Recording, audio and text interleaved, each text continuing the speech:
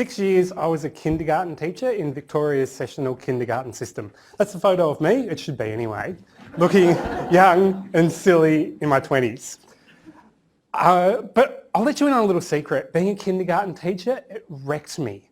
I used to sleep for 10 hours a night. I'd spend all of the school holidays trying to get over illnesses, and I'd capture every little moment I could find to try and catch up on paperwork.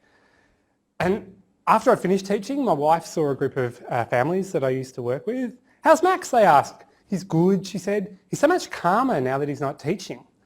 "Why would he be stressed?" they asked. "It's just playing with children, it's easy." But it's not. It's really, really hard, and it's hard in a way that I can't easily put into words. I will say that I don't think I've ever worked harder or felt more consistently defeated in my life.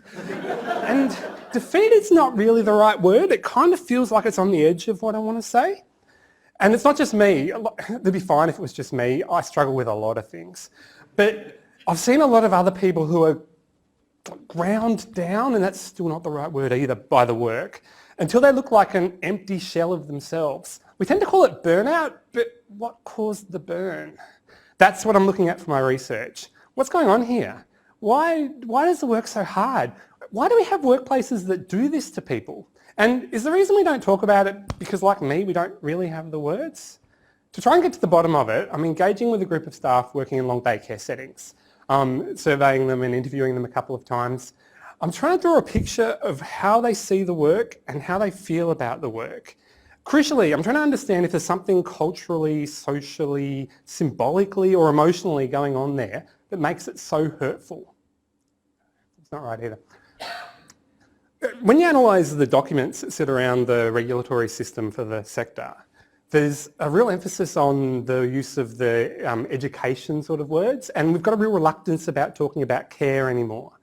There's also a real drilling down and deconstruction of quality as though we can somehow measure it. So we've got staff who are not called teachers but are expected to help children learn. We've got staff who aren't called professionals but they're meant to monitor quality. So far, the participants have told me that they don't really trust that quality system, that they don't think it's really measuring what the quality actually looks like.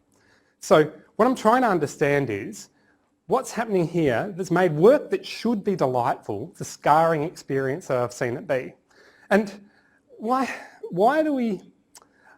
how can I explain something that I've just spent 3 minutes trying to tell you that I actually don't have the words to explain? Because until we can explain it, we can't do anything about it.